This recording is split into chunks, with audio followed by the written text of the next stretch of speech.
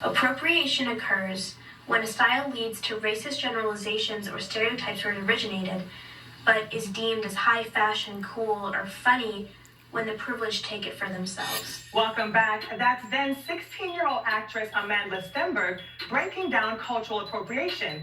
But then there's this, a social phenomenon that has Black women utterly bewildered. Some call it race faking, others labeling it the baffling reverse of passing. And tonight, Central Ave investigates the mind-boggling trend of blackphishing.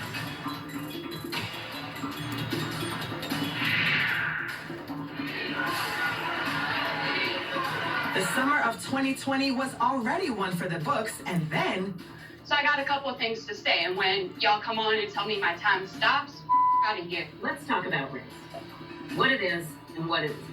We have never asked for ID. We have never asked for paperwork. The unmasking of 3 white women passing as Black women made headlines. Their subterfuge was similar to Rachel Dolezal, featured in this Netflix documentary. In 2015, she lost her job as the head of the Spokane NAACP after she was outed as a white woman. Are you African American? I don't understand. Already, pop culture observers were seeing a shady aesthetic trend emerge among celebrities and social media influencers like Kim Kardashian, Rita Ora, and Jaden Gumbayan. A trend that took form when this tweet by Canadian writer Wanna Thompson went viral. She wrote about it in Paper Mag, an online magazine.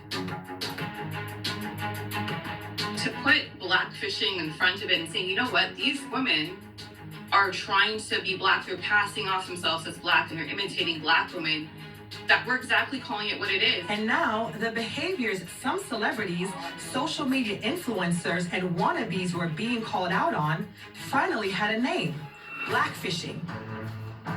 And this Reddit thread began crowdsourcing a list of blackfishers. I think it struck a nerve because sometimes you all see something, but you can't put your finger on what it is. And so when people heard the term blackphishing, it's almost like it was like an aha moment. Like, that's what that is. That's that thing that I'm reacting to. Blue Toulousma is a writer and an unabashed culture critic at the Griot. The term blackphishing finally gave shape to something really insidious that was bothering people, but that was almost like flying off of our radar before we could pinpoint it down to anything. Hey guys, my name is Emma Hallberg. Emma Hallberg, a Swedish Instagram influencer, came under suspicion for her look, as did Polish-born Brit Alicia Brzezowska, who tried to downplay the accusations. I can't take off these lips. I'm not white twice, okay?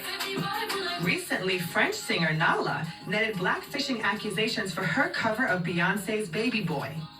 I was criticized for cultural appropriation, referring to my hairstyle because I had wigs in my clip, as I do have in everyday life. I mean, each person should be able to make her hair or to dress as she wants.